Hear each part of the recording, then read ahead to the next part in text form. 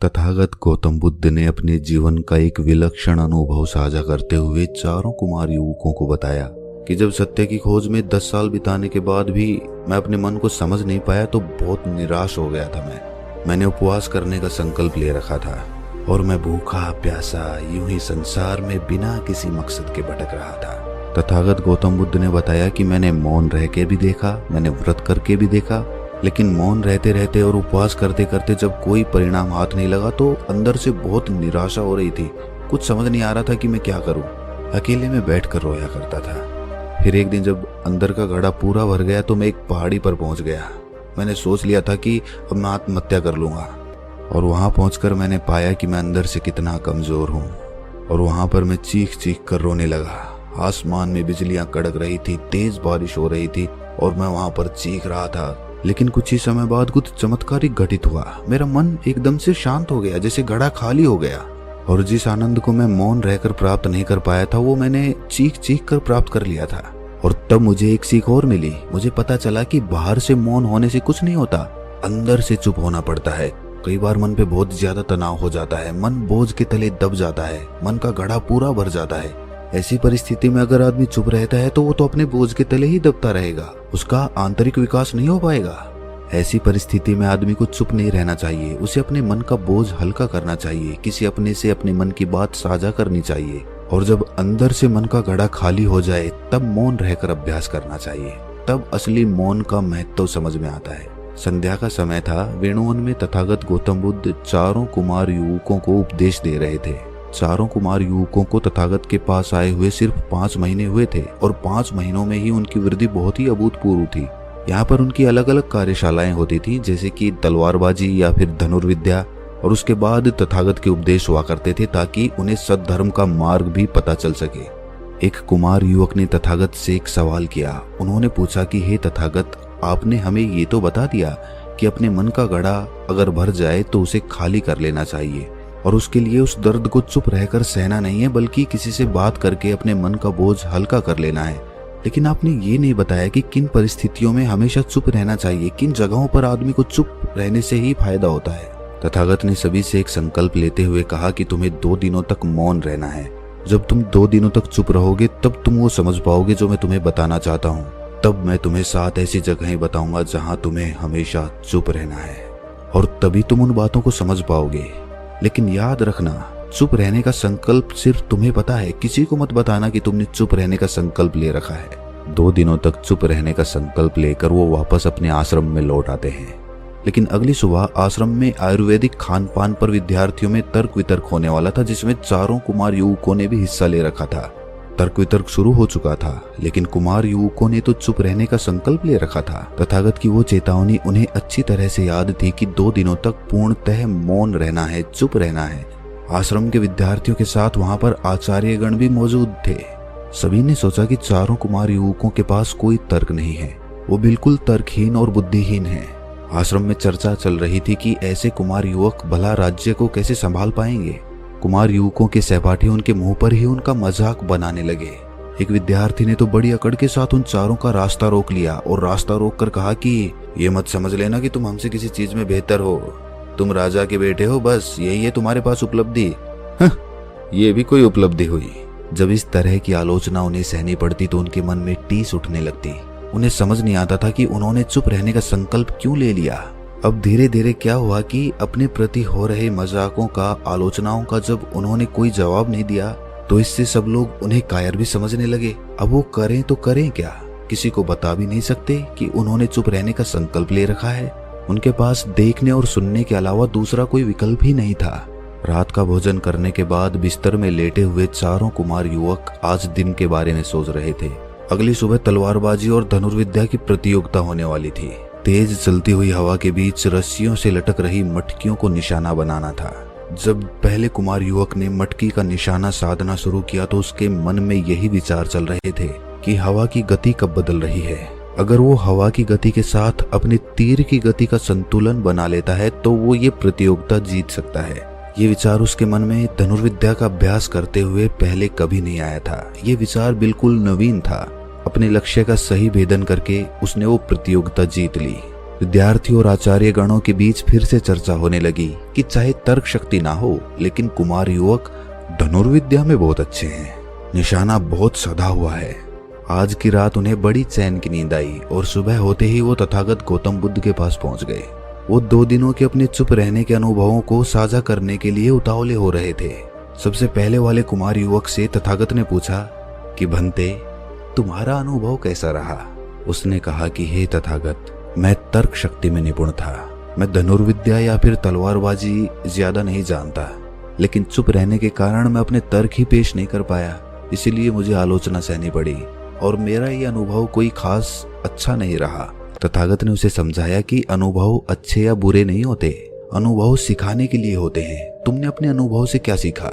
जब वो इसका जवाब नहीं दे पाया तो तथागत ने उसका उत्तर दिया। तथागत ने बताया कि जहाँ पर हमारी योग्यता का सवाल हो, जहाँ पर हमारी योग्यता परखी जा रही हो, वहाँ पर चुप रहना आपकी आलोचना का कारण बनता है। कोई सेठ अगर सामान बेचने का व्यापार करता है तो उसे अपने सामान के बारे में बताना ही पड़ेगा।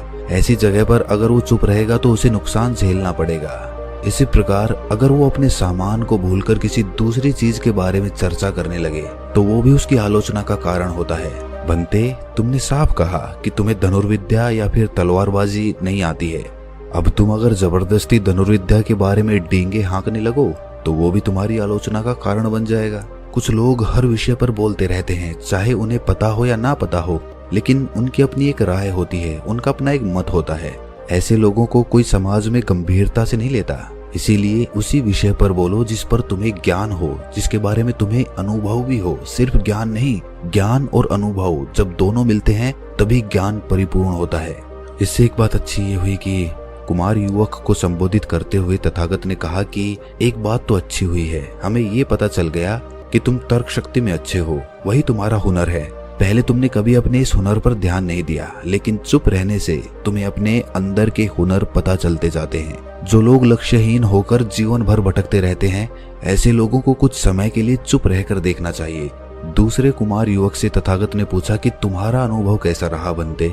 उसने बताया कि हे तथागत, धनुर्विद्या की प्रतियोगिता के दौरान मैंने पहली बार ये महसूस किया कि हवा की गति और तीर की गति का अगर संतुलन बना लिया जाए तो किसी भी लक्ष्य को भेदा जा सकता है।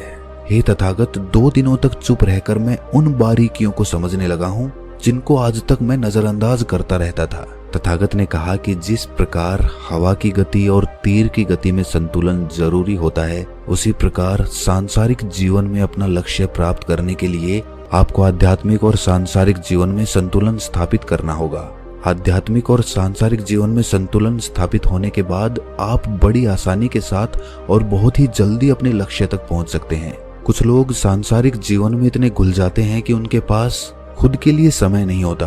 वो अपने परिवार को समय देते हैं, अपने काम को समय देते हैं, लेकिन जब खुद की बात आती है तो खुद को समय नहीं देते और इसीलिए उनका आध्यात्मिक विकास नहीं हो पाता। और ऐसे लोग चाहे पारिवारिक सुख या फिर धन संपदा कुछ भी हासिल कर ले, लेकिन अपनी आंतरिक शांति को अनुभव नहीं कर पाते। अब सांसारिक और आध्यात्मिक जीवन में संतुलन कैसे बनाना है, इस पर हम फिर किसी दिन चर्चा करेंगे। अगर आप सुनना चाहते हैं तो कमेंट्स करके जरूर बताएं। चारों कुमार युवकों को तथागत ने चेतावनी देते हुए कहा कि कुमारों, कल को तुम्हारा जीवन राज्य के लिए समर्पित हो जाएगा। तुम एक अच्छे राजा बनने के लिए तैयार हो जाओ। प्रजा पर अच्छी तरह शासन करने के लिए इन 5 जगहों पर हमेशा चुप रहना। अगर इन 5 जगहों पर चुप रहना सीख गए, अभ्यास कर लिया, तो तुम लंबे समय तक शासन कर सकोगे। प्रजा में और घर गृहस्थी में हमेशा शांति बनी रहेगी। तथागत ने सबसे पहले बताया कि जब तक तुम पूरे संकल्प, पूरी तरह आत्ममंथन के साथ अपने मन में कोई बात न ठान लो, तब तक किसी को मत बताना। कई बार मनुष्य के जीवन में ऐसा समय आता है जब उसकी वैचारिक उलझन ज्यादा हो जाती है। उसे समझ में नहीं आता कि समस्या कैसे हल करनी चाहिए। ऐसे समय पर चुप रहकर अपने मन को स्पष्ट करो, उसे साफ करो। किसी बात को लेकर किसी से विचार विमर्श भी करना है तो ये मत बताना कि ये समस्या तुम्हारे साथ है, बल्कि किसी और का जिक्र करके तब विचार विमर्श करना। तथागत ने कहा कि तुम होने वाले राजा हो। अगर तुम्हारी कमजोर कड़ियां किसी के पकड़ में आ गई तो इससे पूरे राज्य का कार्यभार प्रभावित होने का खतरा रहता है। अपने रहस्य अपने तक ही सीमित रखो, लेकिन तब तक जब तक वो तुम्हारे ऊपर बोझ ना बन जाएं। अगर तुम्हारे ऊपर वो बोझ बन रहे हैं तो उसे अपने प्रियजनों से साझा करने में कोई समस्या नहीं होनी चाहिए। दूसरी जगह जहाँ चुप रहने में ही फायदा होता है वो है जब तुम्हारे दो करीबियों का झगड़ा हो रहा हो तो उसमें किसी एक का पक्ष लेना हमेशा तुम्हें हानि पहुंचाएगा। इसका मतलब ये कतई नहीं है कि हम अन्याय का विरोध ना करें। अगर हम अन्याय होने वाली जगह पर चुप रहेंगे तो लोग हमें कायर समझेंगे। क्योंकि असली दुनिया में चीजें इतनी साफ और स्पष्ट नहीं होती हैं, इसीलिए इंसान को हमेशा अपनी बुद्धि का इस्तेमाल करना चाहिए। बुद्धिमानी अपनी चरम सीमा पर तभी काम करती है जब आप चुप रहकर एक ही विषय पर अपना पूरा ध्यान केंद्रित कर देते हैं। इसीलिए तीसरी जगह जहाँ मनुष्य को चुप रहना चाहिए वो ये है जब वो किसी गहन विषय पर अध्ययन कर रहा हो, कोई ऐसी समस्या सुलझा रहा हो जो बहुत कठिन हो या फिर उलझन भरी हुई हो। कठिन से कठिन और उलझन भरा हुआ काम तभी सफल हो सकता है जब शांत रहकर चुप होकर पूरे दिमाग से उसी समस्या के बारे में सोचा जाए। सही समय पर सही बात बोलना और व्यर्थ की बातों में ना पड़कर चुप रहना, ये दो सिद्धांत जिस आदमी ने अपने जीवन में उतार लिए उसकी प्रतिष्ठा चारों ओर फैलेगी। चौथी जगह जहां आदमी को चुप रहना चाहिए वो जगह है खाते वक्त। भोजन करते वक्त अगर आप मौन रहकर भोजन करते हैं तो आप खाने का पूरा स्वाद लेकर खाते हैं और इसी वजह से आपका खाना जल्दी हजम हो जाता है। जब आप चुप रहकर पूरा ध्यान भोजन पर केंद्रित करके भोजन करते हैं तो ऐसी परिस्थिति में आपका शरीर अपने आप ऐसे रसायन छोड़ता है जो खाने को जल्दी पचा देते हैं। और खाना अगर सही से पच रहा है, पाचन क्रिया सही से काम कर रही है तो आपके शरीर में कोई बीमारी नहीं हो सकती, आप हमेशा स्वस्थ रहेंगे। आखिरी और सबसे जरूरी जगह जहां आपको किसी भी कीमत पर हमेशा चुप रहना है वो है जब तक आपका कार्य पूर्ण ना हो जाए उस कार्य के बारे में दूसरे को किसी को मत बताना। अपना उपदेश खत्म करके तथागत ने कहा कि अब तुम्हें चुप रहने के सारे फायदे पता चल चुके हैं, साथ ही तुम्हें ये भी पता चल चुका है कि किन जगहों पर चुप रहना है और किन जगहों पर बोलना जरूरी होता है। इन बातों का पालन करके तुम एक अच्छा जीवन जी सकते हो। अपनी प्रजा के प्रति जो तुम्हारा कर्तव्य है वो अच्छी तरह से निभा सकते हो। तो दोस्तों, कैसी लगी ये कहानी आपको कमेंट सेक्शन में जरूर बताना और अच्छी लगी हो तो इस चैनल को सब्सक्राइब करके नोटिफिकेशन बेल को जरूर प्रेस कर देना। तो मिलते हैं अगली कहानी में, तब तक के लिए अपना ख्याल रखें।